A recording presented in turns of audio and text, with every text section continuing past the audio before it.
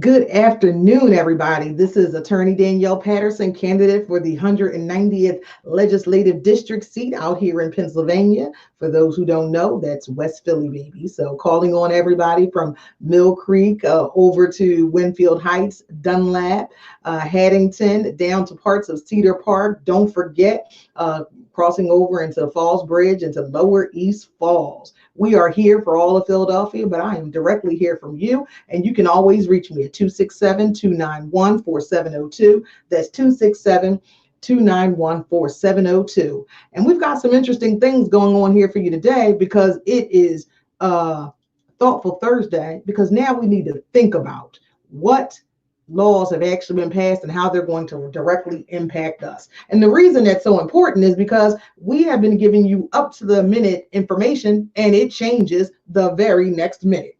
So I'm going to get started today specifically talking to you about something that we have not talked about. And the reason for that is because I know that this is going to impact a lot of people greatly and quickly. So do you know that there is, for the very first time ever, going to be a diversion program for Medicaid benefits? That's right, for Medicaid benefits. So if you have lost your income and have no income, instead of just waiting on UC benefits and you believe that you're going to be returning to work, and maybe you're not eligible for those UC benefits immediately, and UC, and I know y'all are always telling me stop talking like a lawyer, so I'm going to say unemployment compensation benefits. I always got to remember. Good afternoon, Perry. How you doing? Thanks for checking in today.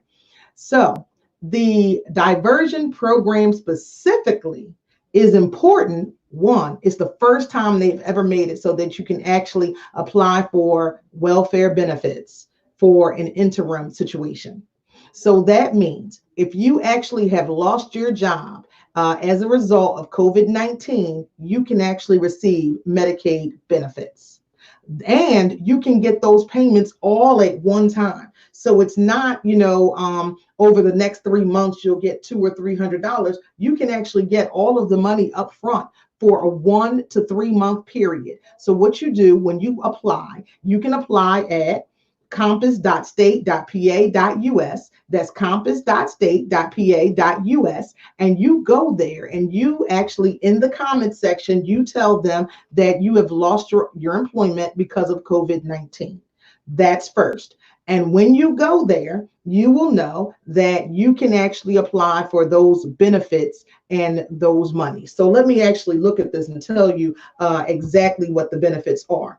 So there's a maximum monthly income that you are going to be able to apply for through this diversionary program. For a family of one, it's $205 per month. For a family of two, it's $316 per month. For a family of three, it's $403 per month. For a family of four, it's $497 per month. And for a family of five, it's $589 a month. And finally, capping off for a family of six, it's $670 per month. Now, why is that important? Well, so let's say you get if you have a family of three, it's mom and two kids or dad and two kids, and it's so it's a family of three, so it's $403 per month. Let's see what the requirements are. First, you have to have less than $1,000 in your bank account. And right now, I know with a lot of families and the way we are running through food and worried about spending our money, that's really not that hard. So you can't have more than $1,000 available to you as cash on hand. You cannot be single and childless. Okay, they're always excluding me. I just want to comment on that. They're always excluding me from these things. But importantly, if you do have children, and then you can apply. You have children that you are the primary caretaker, caregiver, and you have their primary custody.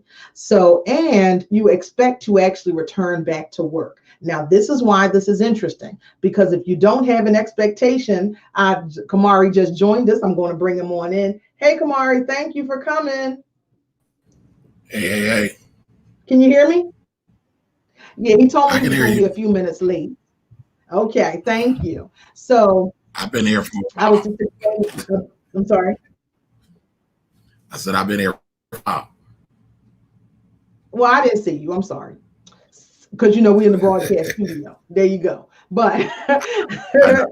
you can expect, if you can expect to actually receive the benefits all at one time. So when you do the application, or ask how long you expect to be out of work. And that's very important, because a lot of employers are actually telling you when that you actually have a return to work date. And some are just telling you that, look, as soon as the government opens things back up, businesses go back to work, you'll be called back. And so you can give realistically on your application that as your expected return to work date. So let's say that this is 2 months long or 3 months long. You can apply for that 90-day period all at one time. So you would get your $403 times 3 all at one time as a benefit.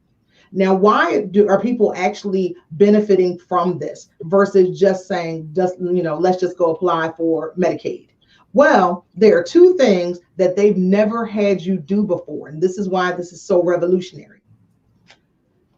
You are not required to file for child support as a part of the diversion program.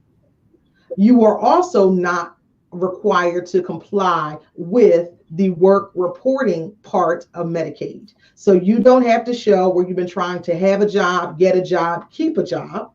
And you do not have to put your child's mom or dad, whoever the non-custodial parent is, onto child support and report through welfare. So that's actually revolutionary.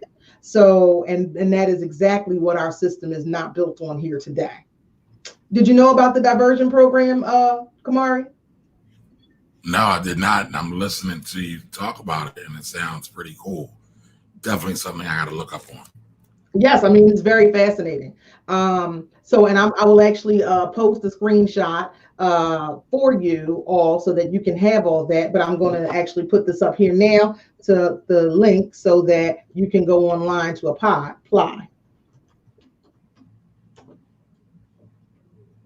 Okay. And make sure you apply for the diversion benefits for COVID-19.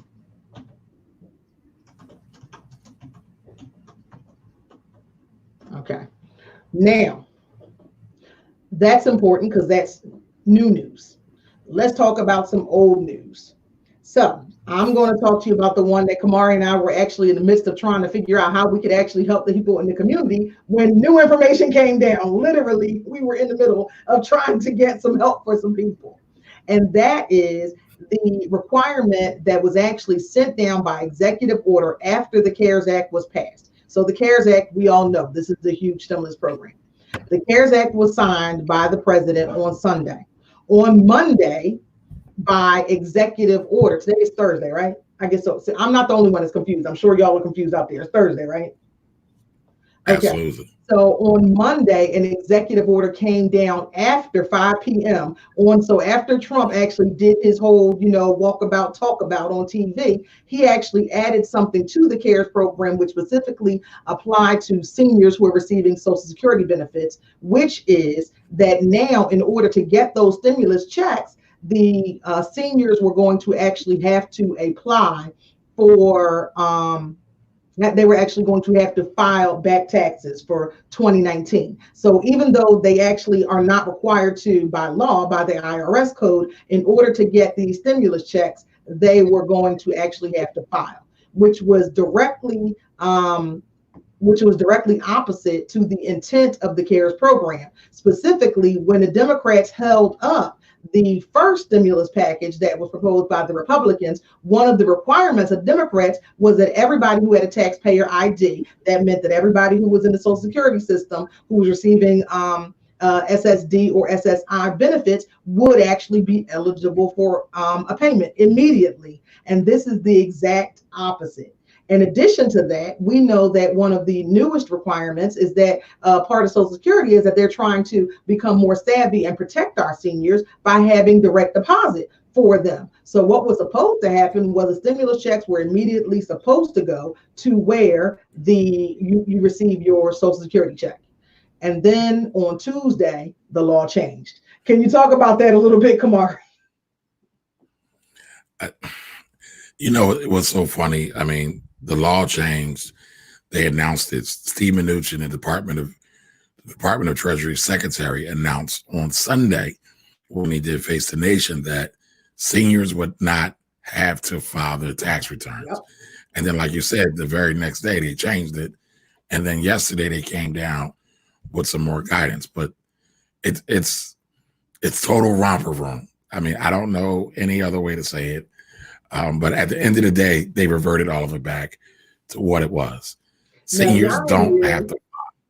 I'm just going to say the irony is that I had contacted Camari, and I said, hey, do you know any other tax professionals that might be willing to lend a hand to get these people had to have their income taxes filed? Because this is what's been popping, over at the Danyl Patterson for state rep office, is that so many people called in, they have no idea how to file their taxes. None, they haven't filed them in forever. They don't have an old tax return to transfer the funds. And there was even a special form that was supposed to be used to do it. So Camari and a couple of other people said, yes, we're going to get this done. We're going to figure out how we're going to do this, because of course we had to do it virtually. And then I called him back less than an hour later and said, okay, we don't need to do that anymore. Right, But I do crazy. want to say, But I you know want what? to give Camari and his team kudos, because he definitely was going to answer the call. Yeah, but I want to give you kudos, Danyl, because as soon as you saw that come down, you was like, yo, we need to do this for the seniors. And I was with it. But that's the kind of leadership we need. We don't need this reactionary type leadership. We need folks to be proactive, get infrastructure in order, and make sure we get it done. So even though we don't have it, I am really, and I announced it on my live last night, I'm really glad that you have that type of thinking. That's the type of thinking that we need in leadership, in office, representing our communities. So again, thank you for that. Keep doing that, because that's really what we need. Well, I do. I thank you. I appreciate that. We're trying to be here for the people. So seniors, I want you to know this, because I feel like they get the information to you so late. So if you have a senior, actually I called somebody and they said, well, my mom called me and she said she's gonna get a check. And I said, well, how are you gonna get a check? You get Social Security. And I said, no, she's gonna get a check. He was like, oh, well, I'll be. And then I said, well, she has to file an income tax in order to get it. So he's like, our mom's in New York. So then we were trying to figure out how we want to resolve that. So I want you, if you have a senior that you're responsible to, that you're responsible for, that you help with things like, I have some neighbors that I give all the information to, please let them know that they don't have to do anything. I'm going to charge you all with that. Please let folks know they don't have to do anything, that the stimulus checks for seniors are going to be sent into the same bank account that your Social Security or your SSD benefits are being paid into. I want everybody to know that, so you don't have to do anything. And also, according to the guidance last night from the Treasury Department, those folks will likely get their monies first. Yeah, because they're already set up in the system. They get a payment every month, so they should be the easiest to get done. But I'll be honest, I'm not expecting for this to go super smooth. IRS is shutting down. IRS is already shutting down centers. They're shutting down different offices. I am hopeful that they don't have any corona outbreak, because many of the centers that do a lot of this stuff are not necessarily social distancing friendly. So, I think this is going to take a while. I don't expect 3 weeks. I'm expecting more than 3 weeks.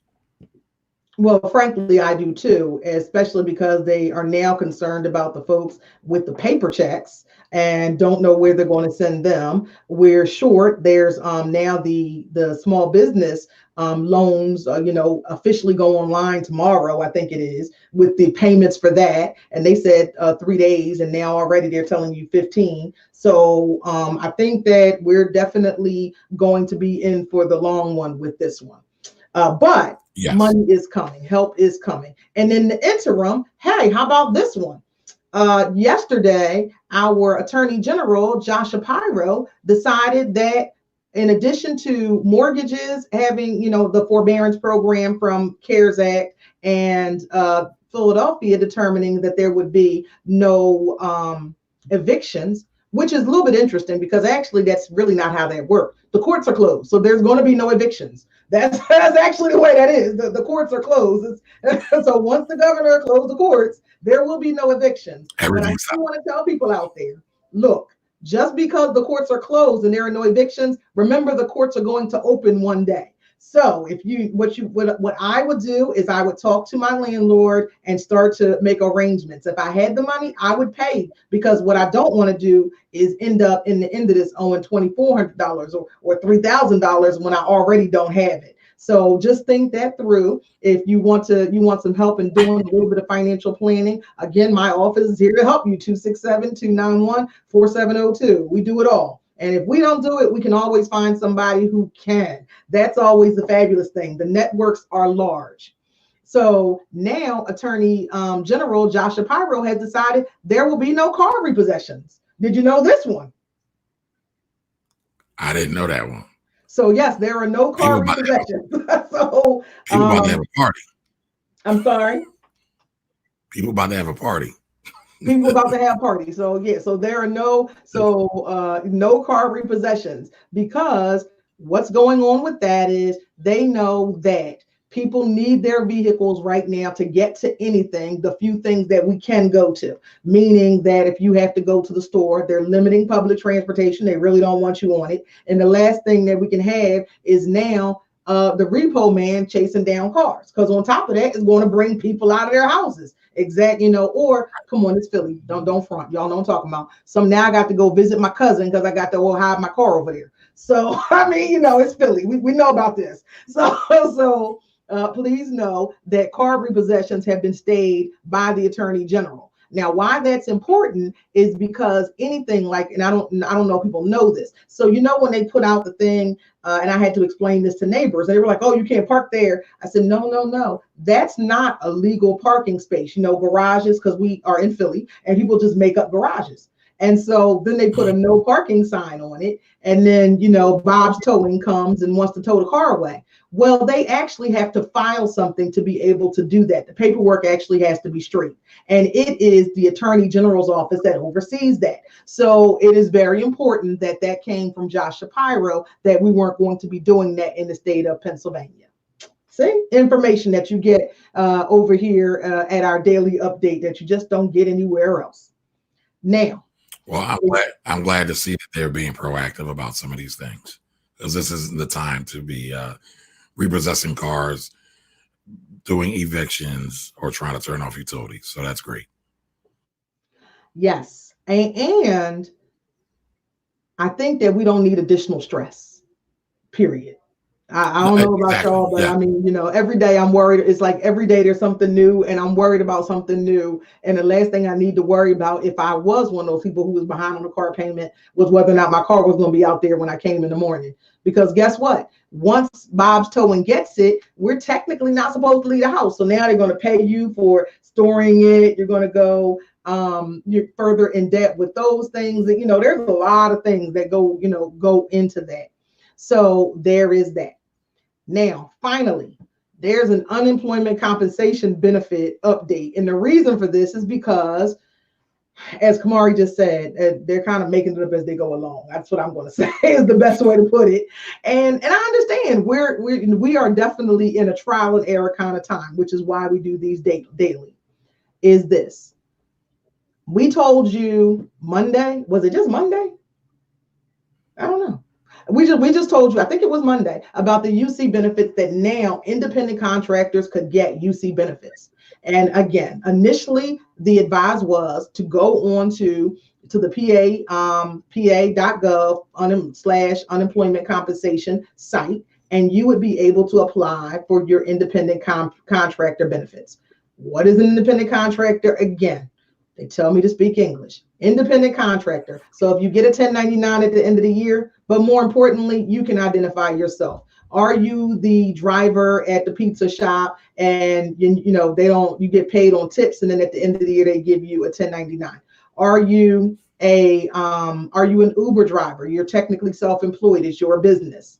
Are you Or do you only do, like, home health assistance for a couple of days a week? Or do you have like your own contracting business where and this is actually fairly common, you clean houses, but you clean it through a company. And so they pay the company, the person pays the company pays you, and you get a 1099 at the end of that. Those individuals can actually receive unemployment compensation.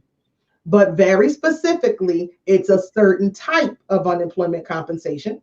And Gary was here. That was Tuesday. See, I'm trying to tell you, I'm trying to get it together. So now they're telling you to not apply through unemployment compensation because they're actually putting new forms together. So, and I'm going to, again, I date myself all the time. So back in the financial collapse of 2009, when they extended unemployment compensation benefits, they actually gave you some hoops to jump through that they had never had before. And that's because they had extended the time for unemployment from 26 weeks to 52 weeks. So they moved it from 6 months to a year. And the extended benefits could only be extended every 6 weeks. And every 6 weeks, you had to send in information that showed that you were still looking for a job, where you had applied for a job, and whether or not you had heard anything back from that job. This is actually alleged to be modeled like that. Are you not working in Uber because you were no longer meeting a certain threshold? Did you stop driving Uber because your car broke down? They actually want this information now to just make sure you didn't just quit being an independent contractor. I guess that's the best I can say about that. So now, the information from above, from some of the folks in the governor's office, and from the unemployment compensation helpline, the facts, the FAQs, is that when you go in, there's a link, and it says specifically COVID-19 crisis response. So when you go into unemployment compensation on the website, you want to go and click on that link, and it will give you the options. It'll say, did you lose your job as a result of COVID-19? It'll say, were you an independent contractor who had hours cut? Are you someone who worked? And also, this is also interesting. So this is also new. If you have a health condition that prevented you from being able to work in an essential job. So let's say, example, I have a friend who just had a baby, and she can't take the risk of going to work in the hospital because she just had a baby and she doesn't have anybody else there with her. She'd actually be eligible for actual UC benefits. So that's not considered an abandonment of a job. I mean, that's kind of revolutionary. I've never heard of that before. That's right. No, I haven't. That's very cool.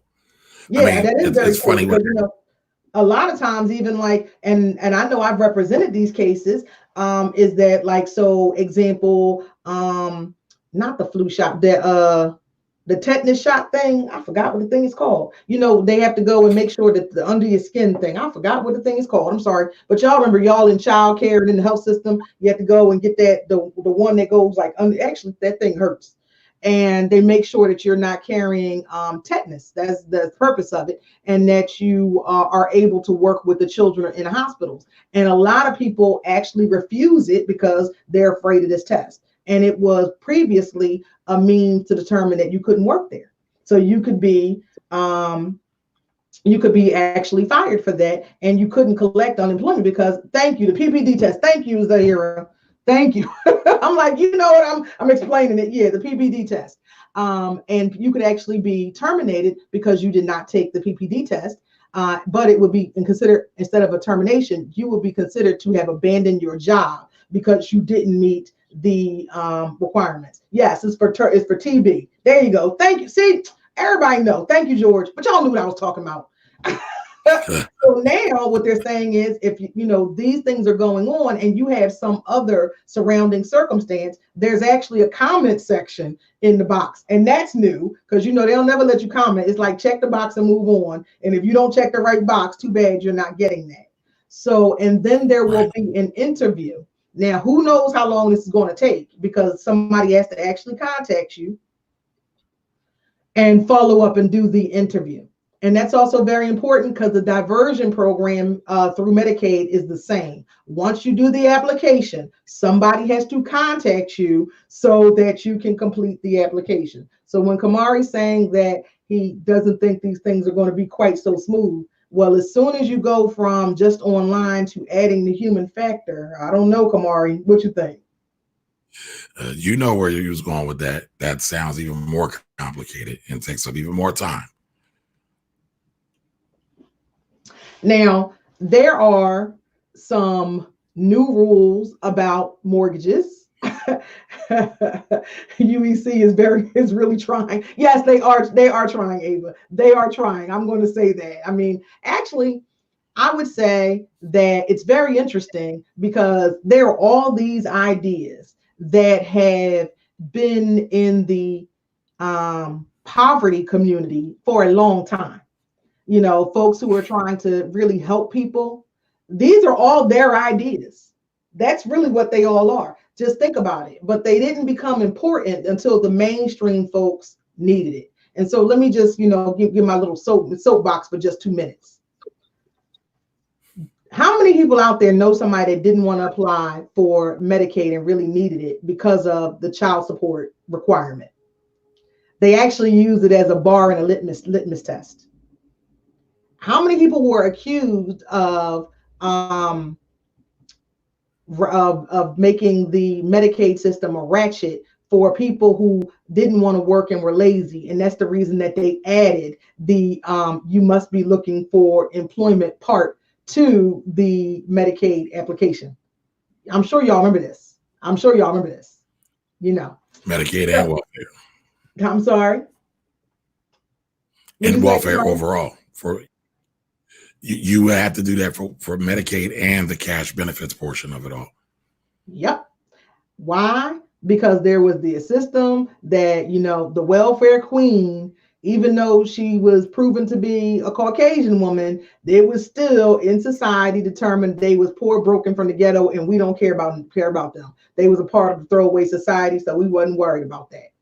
When we were talking about even with people who had religious reasons, they couldn't take certain tests or do certain tests, and so they couldn't get certain jobs. The answer was, if you wanted that job, you would take that test, and that's just what you would do, and so you don't deserve these benefits. So now saying that we're going to actually let you have unemployment compensation and you don't do these things, this is kind of revolutionary. And the question really is, are they going to keep it up once we're out of crisis? Well, setting a precedent now. So the idea probably will be, yes, maybe not totally enforced, but at least in some way, shape, or form, some of that should probably still exist. It's kind of interesting. Now, there were lots of questions about mortgages today, and so I'm going to turn it over to Camari because I don't understand our mortgage other than you pay it. So now I don't, other than you pay it. So now they're like, okay, to forbear or not to forbear, and so I don't know. What are they talking about? Well, forbearance is when you get to delay payment. I mean, we are in again, unprecedented time. If I was everybody and you have the opportunity to forbear payment on a mortgage, I would absolutely take opportunity to do that. I would take that up. It seems like a lot of us are scared to take advantage of these programs for various reasons. But listen, they are here for a reason. There are a lot of people that got laid off last week. This week we're seeing unemployment at 6.6 million people. So basically 6.6 million people applied for unemployment last week. So that's a lot of people. That's never been seen like this in a long time.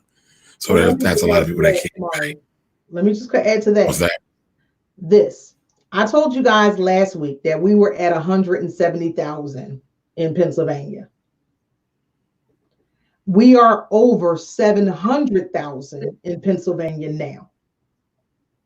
So that means that if we're at 6 million overall, that Pennsylvania is carrying actually a heavy percentage of the unemployed nationally. So it's 6.6 million across all 50 states. And we're close to 1 million. And they actually said it's closer to 800,000, but we won't know until tomorrow. how many claims it actually is, because we've been having trouble getting our COVID crisis stuff up. That means that Pennsylvania is going to be one of the hardest hit and have one of the hardest recoveries back. So I'll just give this out in Allegheny County, in a very small, very rural community. Last week, there was a food line at a food pantry that had more than 800 people in it. Wow. We're social distancing. 800 people. So that means that we are seeing a crisis, a financial crisis in our state, and we're seeing the immediate impacts of it. And so something's going to have to be done. So, and I'm kind of with Camari. That's why I want some leadership that I can trust to actually respond to this, rather than, just be on always the back end. We've got to be thoughtful about how we're going to do this.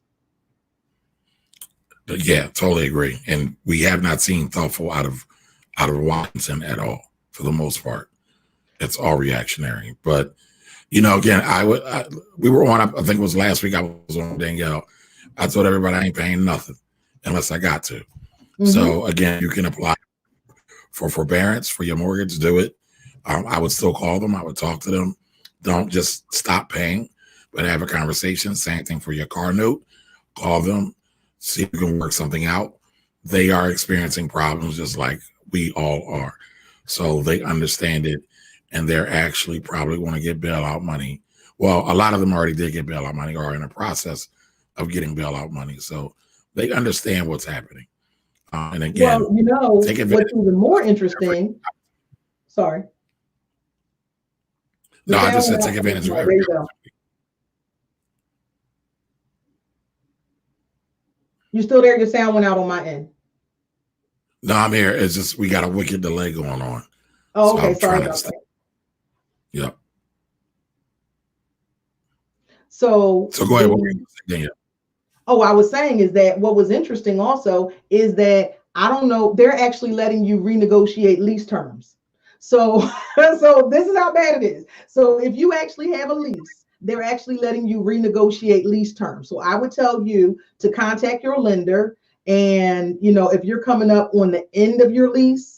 And I only learned this because they called me, and I was like, okay, because my lease expires in October, and they were trying to put me in another vehicle. They took like, I guess April, because there's so many months or whatever. Basically, they wanted to buy my vehicle back. And I'm like, no, I'm gonna just stay right where I am. And they're like, well, because your car was valued at X, Y, and Z, Q, R, and S, we can extend your lease terms now. So I was like, we're not going to do any of that yet, but it's good to know that I do have some options and I don't have to be in the market for a vehicle in a few short months. So.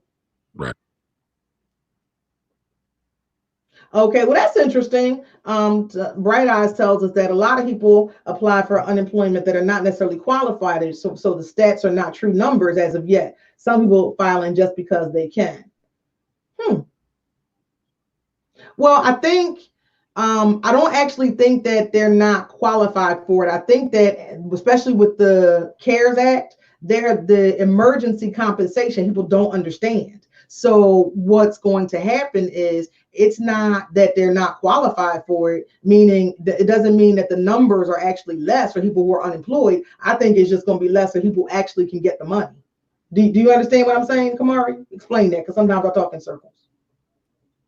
No, I mean, a lot of people apply, but like you talked about earlier, they have changed some of the conditions for filing for unemployment. I mean, if you have a job and they want you to work this job, and let's say you don't have health care because the schools are in session, well, you're kind of in a lurch there. So you got to do something.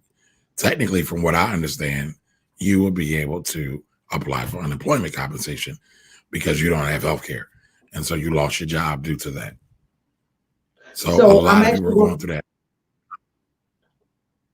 I'm actually going to reply. I see a comment here from Bright Eyes, and I'm going to ask you, Camari, to respond to Ava.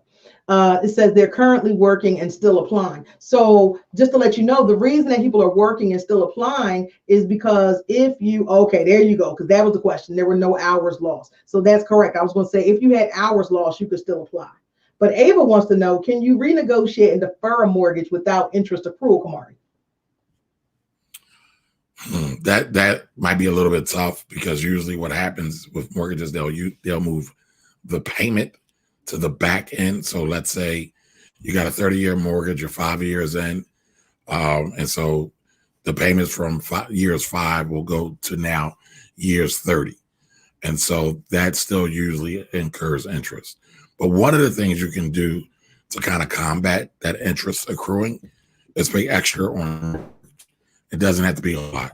Even if you just pay extra $10 a month to the principal, not the interest, but to the principal, that'll help bring down the amount that the interest is being calculated on.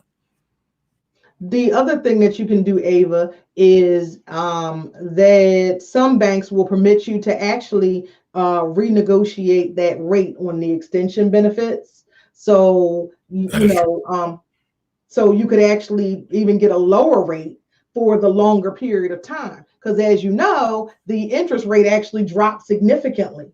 So one of the things was my people who were in a better position, and I think David Foster actually talked to you about that and said, if you were already in the process and you had stable income, now is actually really a good time to buy because the money is cheap.